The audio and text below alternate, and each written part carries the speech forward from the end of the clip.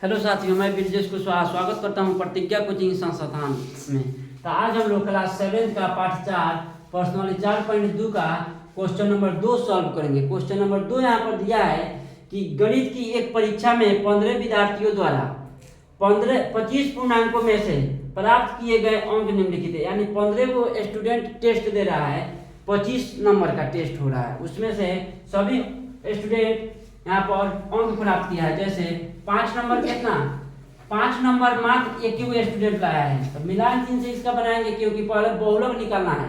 ठीक है, बहुलक निकालने के लिए पाई चार्ट बनाकर बनाया जाता है तो अच्छा रहता है। तो 5 नंबर को ला रहा है एक, तो मिलान चिन्ह एक, तो ये 9 एक गुना ला रहा है, 10 दो स्टूडेंट लाया है 10, तो यहाँ पर कुल में 2 रहेगा, मिलान चिन्ह 2। 12 नंबर एक गुना ला रहा है, फिर 15 एक गो, 16 एक गुना, 19 एक गुना, 20 3 गुना ला रहा है, यहाँ पर 3, 23 एक गुना, 24 एक गुना, 25 2 गुना। तो इसका कची निकालना है बहुलक। तो बहुलक निकालने के लिए कची जो ज्यादा बार रिपीट मारता है उसी को बहुलक बोला जाता है। तो यहाँ पर बहुलक बराबर आपका हो जाएगा, कौन ज्यादा बार रिपीट मारा है, कौना के मिलान चिन्ह ज्यादा है, ये 20 का 20 है ना 20, तो बहुलक बराबर आपका 20 आंसर हो जाएगा। ठीक, अब इसका 2 नंबर में पूछा है बहुलक ज्ञात करना है। तो बहुलक ज्ञात करने के लिए सबसे पहले आरोही क्रम में सजाया जाता है। ठीक, तो यहाँ पर हम बना रहे हैं आप लोगों को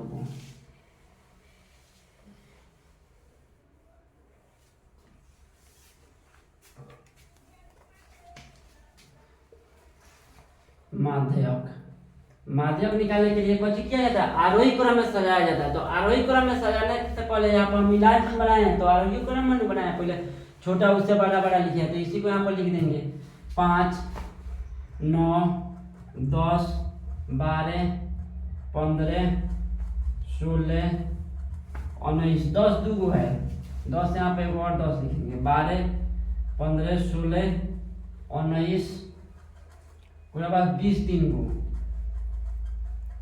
20 और उसके बाद 23 24 25 23 24 25 2 तो 25। ठीक, अब बहुलक का सूत्र होता है n+1 बटा, यहाँ पर ध्यान दीजिएगा 25 रहेगा, मतलब 23। ठीक, तो अब इसका माध्यक निकालने के लिए माध्यक के सूत्र लगाएंगे। कच्चे माध्यक का सूत्र होता है n+1 बटा 2। पहले ये संख्या सम में है कि विषम में, पहले ये देखेंगे। तो ये संख्या कच्ची में है, विषम में है, 15 गो है, 15 गो लड़का टेस्ट दे रहा है, तो ये विषम में है, तो विषम के सूत्र होता है माध्यक बराबर, अगर विषम हो तो n+1 बटा 2 पद। तो n मतलब पदों की संख्या, माध्यक बराबर को पद है आपका 15 गो पद है, n मतलब पदों की संख्या, तो 15 + 1 बटा 2 पद। तो भाई माध्यक बराबर 16 बटा 2 पद। माध्यक बराबर कितना 8वां पद, पद के कितना हो गया 8वां पद। तो 8वां पद इसमें देखिएगा कौन है, 1 2 3 4 5 6 7 8 19 है।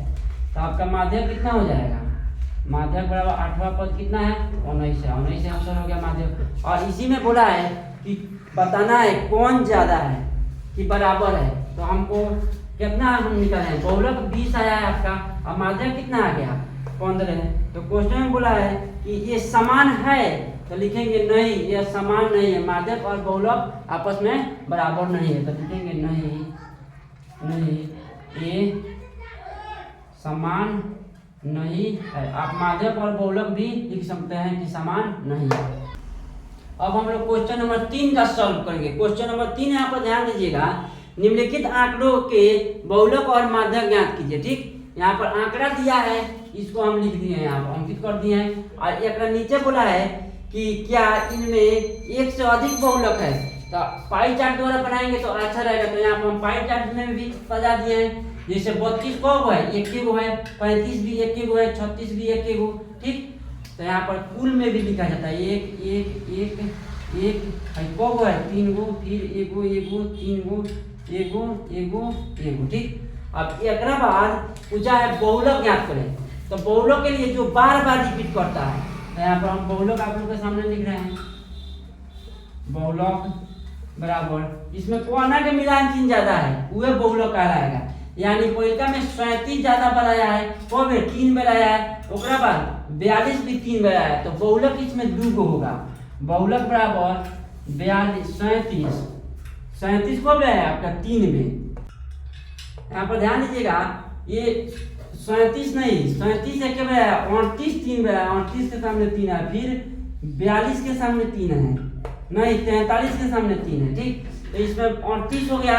पहिलका बहुलक कितना 38, और फिर एक और बहुलक कितना 43, क्योंकि ये दोनों ज्यादा बार आया है, वो समान बार, जैसे 38 3 बार आया है, 43 भी 3 बार, तो बहुलक इसका ये हो गया 38 और 43।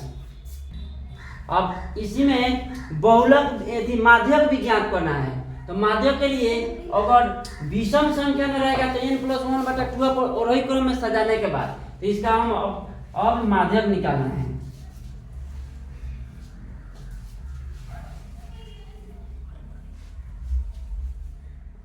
माध्यक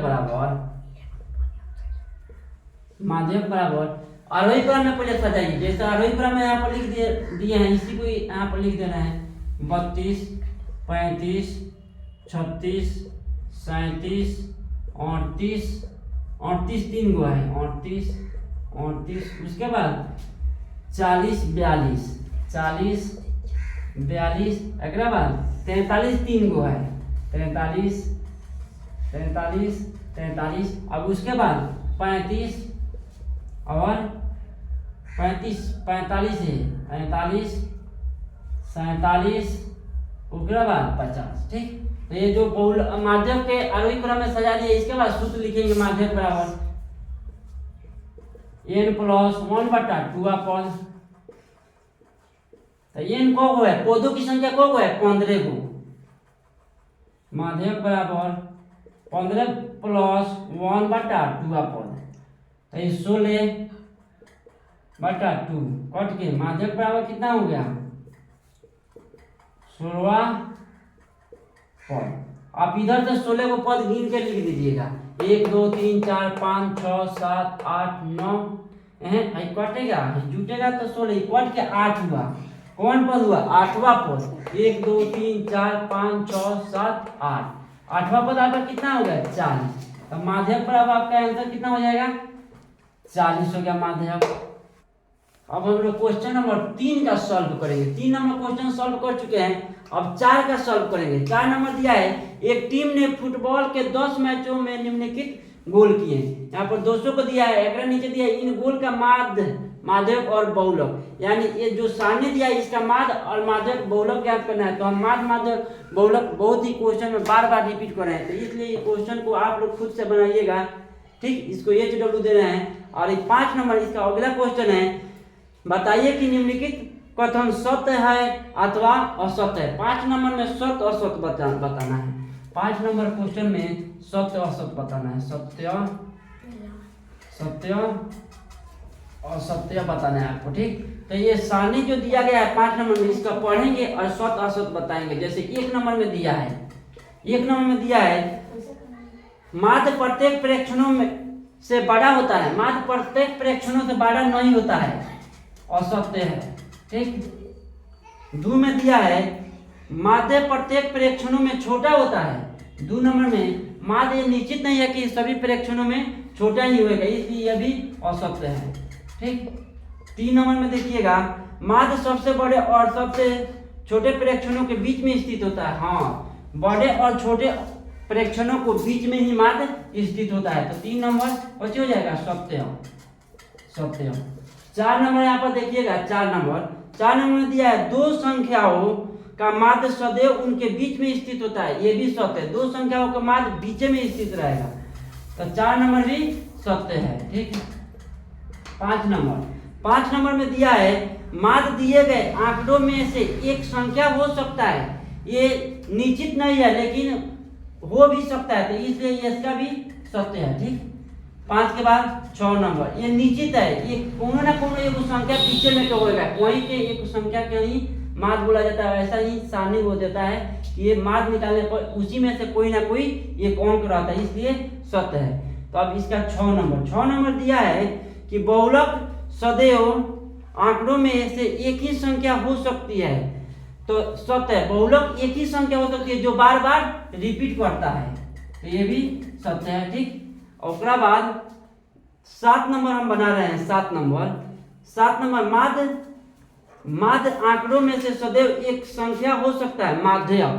माध्यक जैसे 7 नंबर यहाँ पर देखिएगा, माध्यक बोला है, माध्यक आंकड़ों में से सदैव माने हमेशा एक संख्या हो सकता है। तो जैसे माध्यक निकालेंगे तो अगर जो संख्या दिया रहेगा, आपका पाई चार्ट दिया रहेगा, चाहे सारणी दिया रहेगा, तो वह विषम में रहेगा तो उसमें से एक संख्या हो सकता है, लेकिन जब सम में रहेगा तो उसमें से एक संख्या नहीं हो सकता है, इसलिए इसका असत्य है। ठीक, 8 नंबर यहाँ पर 8 नंबर हम दिया है कि